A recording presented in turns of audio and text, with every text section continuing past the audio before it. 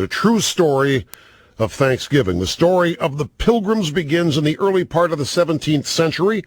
The Church of England under King James I was persecuting anyone and everyone who did not recognize its absolute civil and spiritual authority.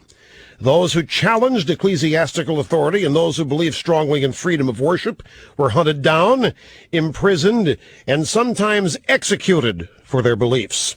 A group of separatists first fled to Holland and established a community.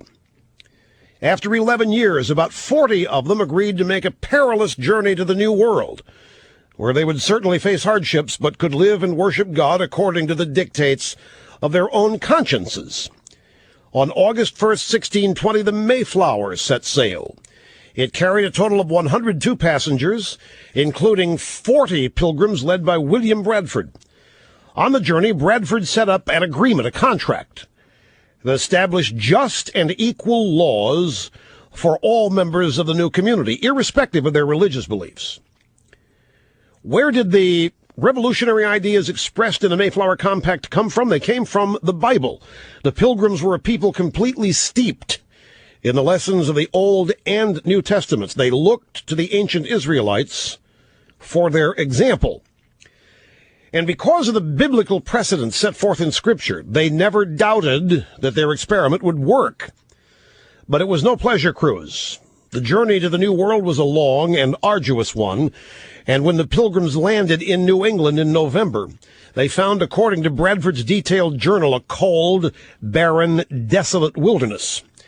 There were no friends to greet them, he wrote. There were no houses to shelter them. There were no inns where they could refresh themselves, and the sacrifice that they had made for freedom was just beginning. During the first winter, half the Pilgrims, including Bradford's own wife, died of either starvation, sickness, or exposure. When spring finally came, Indians taught the settlers how to plant corn, fish for cod, and skin beavers for coats. Life improved for the Pilgrims, but they did not yet prosper. And this is important to understand because this is where modern American history lessons often end. Thanksgiving is actually explained in some textbooks as a holiday for which the Pilgrims gave thanks to the Indians for saving their lives, rather than as a devout expression of gratitude grounded in the tradition of both the Old and New Testaments. Here's the part that's been omitted. The original contract the Pilgrims had entered into with their merchant sponsors in London called for everything they produced to go into a common store, and each member of the community was entitled to one common share. All of the land that they cleared and the houses they built belonged to the community as well, and they were going to distribute it equally. All the land they cleared, the houses they built, belonged to the community. Nobody owned anything. They just had a share in it. It was a commune. It was the forerunner to the communes we saw in the 60s and 70s out in California. And it was complete with organic vegetables even, just like the communes of today are.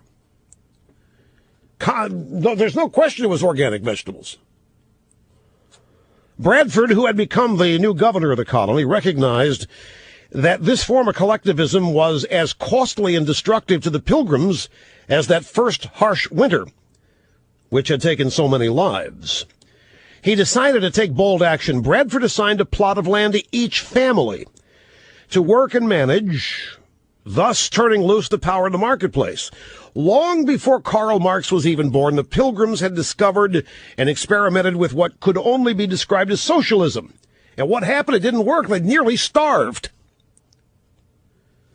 It never has worked. What Bradford and his community found was that the most creative and industrious people had no incentive to work any harder than anybody else, unless they could utilize the power of personal motivation. But while most of the rest of the world has been experimenting with socialism for well over 100 years, trying to refine it, perfect it, and reinvent it, the Pilgrims decided early on to scrap it permanently. What Bradford wrote about this social experiment should be in every school child's history lesson. If it were, we might prevent such needless suffering in the future, such as that we are enduring now. The experience that we had in this common course and condition, this is Bradford, the experience we had in this common course and condition tried Sunday years, that by taking away property and bringing community into a commonwealth would make them happy and flourishing, as if they were wiser than God, Bradford wrote. For this community, so far as it was found to breed much confusion and discontent, and retard much employment that would have been to their benefit and comfort. For young men that were most able and fit for labor and service did repine that they should spend their time and strength to work for other men's wives and children without being paid for it. That was thought injustice. Why should you work for other people when you can't work for yourself? What's the point? That's what he was saying. The Pilgrims found that people could not be expected to do their best work without incentive. So what did Bradford's community try next? They unharnessed the power of good old free enterprise by invoking the undergirding capitalistic principle of private property. Every family was assigned its own plot of land to work and permitted to market its own crops and products. What was the result? Bradford wrote, "This had very good success, for it made all hands industrious, so as much more corn was planted than otherwise would have been." Is it possible that supply-side economics could have existed before the 1980s? Yes. Read the story of Joseph and Pharaoh in Genesis 41. Following Joseph's suggestion, Pharaoh reduced the tax on Egyptians to 20% during the 7 years of plenty, and the earth brought forth in heaps. Well, in no time, the Pilgrims found that they had more food than they could eat themselves. Now, this is where it gets really good. If you're laboring under the misconception that I was, as I was taught in school, they set up trading posts. They exchanged goods with the Indians. The profits allowed them to pay off their debts to the merchants in London. And the success and the prosperity of the Plymouth settlement attracted more Europeans and began what came to be known as the Great Puritan Migration.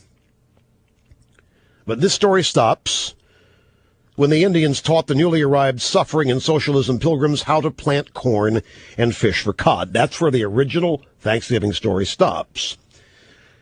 Story basically doesn't even begin there. The real story of Thanksgiving is William Bradford giving thanks to God for the guidance and the inspiration to set up a thriving colony that socialism caused near starvation.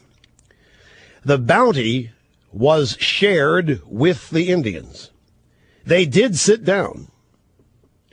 They did have free-range turkey and organic vegetables.